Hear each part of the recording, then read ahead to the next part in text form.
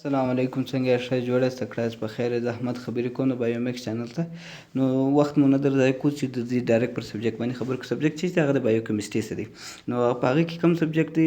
بایوکیمسټري لغت باندې په دې پلستر د خلاص کوم بایو ژوندي شي ته وایي، کیمسټري وخت کیمیکل کیمیاوي مواد ته وایي. نو موږ د چا برانچ راخلي د رینل فنکشنز هم دی، دا نور ته هم کېږي. اصل د دې رینل فنکشن نه دا نور فنکشن هم دی، خو خیر د سره تعلق لري. کاپر ټیسټ، کاپر ټیسټ وچیش ته وایي. زه به په انګلیش درته وایم. This test measures the total amount of copper in your bloods.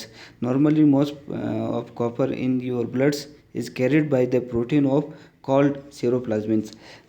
دې ته موږ کاپر چې دی، کاپر اوس مس ته وایو. قسم سپین مس د کاپر نه هغه اوسپنه رقم مس ورته وایو. نو دا د هغه ازمویش کوي. یعنې زه به دا پښتو هم درته وایم، ازموینه ستاسو په وینه کې کوي د مسو ټول مقدار اندازه کوي. په نارمل ډول ستا په وینه کې د مسو ډېر برخه او د پروټین په وسطه لیږدول کېږي چې د سیروپلازمین په نامه یادېږي.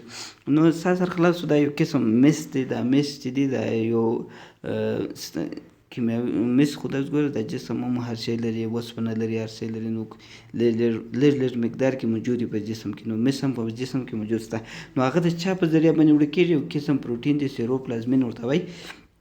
نو د دې پروټین په ذریعه باندې د جسم ته ځي، علاقې ته ځي، په کوم ځای کې چې ضرورت یې په هغه ځای کې دی راځي. سیروپلازمین خپل هم یو پروټین دی، سټوري یې دی د ځان سره، یعنې فضایي یا یو جمع کوي. نو ستا سره خلاصو. نو راځو د سیروپلازمین کار چې دی ټیسټ. نو دا مس په موږ په جسم کې چیش کوي. دا مس چې ورته وایي، دا مس په موږ په جسم کې څه کار کوي؟ دا مس چې دی د ډایګنوز کوي ویلسن ډیزیز.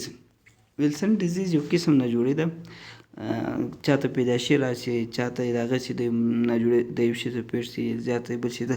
نو دا هغه ناجوړي ده کله چې د انسان وینه نه ګرېږي یا کلاټینګ فیکټر سم نه کوي، یعنې جامېدل سم نه کوي، د هغه د وجې څخه دا ناجوړي جوړېږي. چې کاپر د دې ولیم څو دی، یعنې د دې نارمل رینج چې دی د 2.5 نصف بیا د 140 مایکروګرام پر ډیسي لیټر پورې ده.